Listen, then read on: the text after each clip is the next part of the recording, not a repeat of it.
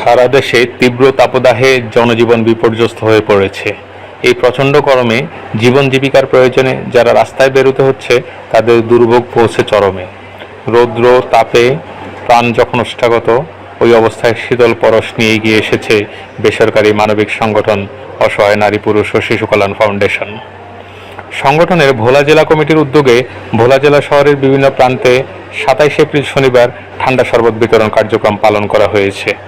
ওই দিন বেলা 11টায় শহরের বাংলা স্কুল মোড় থেকে এই কার্যক্রম শুরু হয়।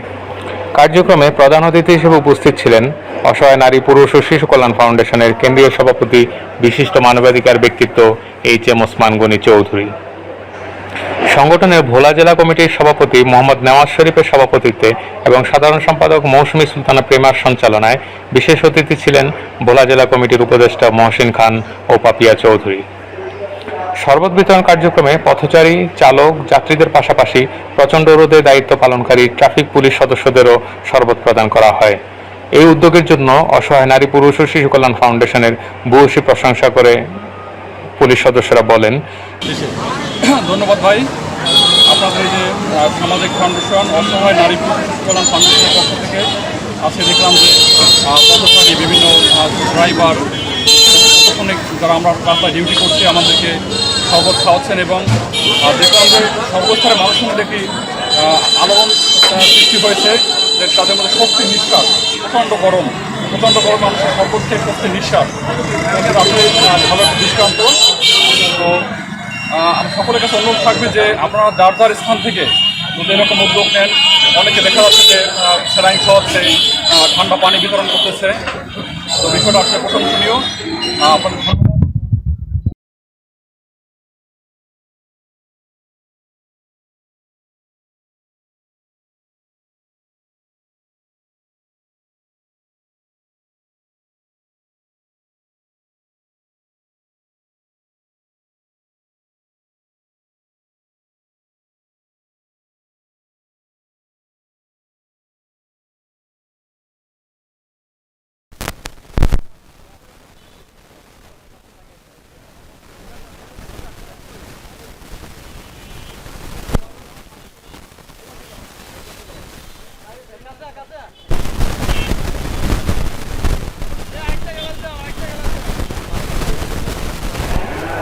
প্রচণ্ড অস্বস্তিকর গরমে এই শরবত মানুষকে অনেক প্রশান্তি দিয়েছে।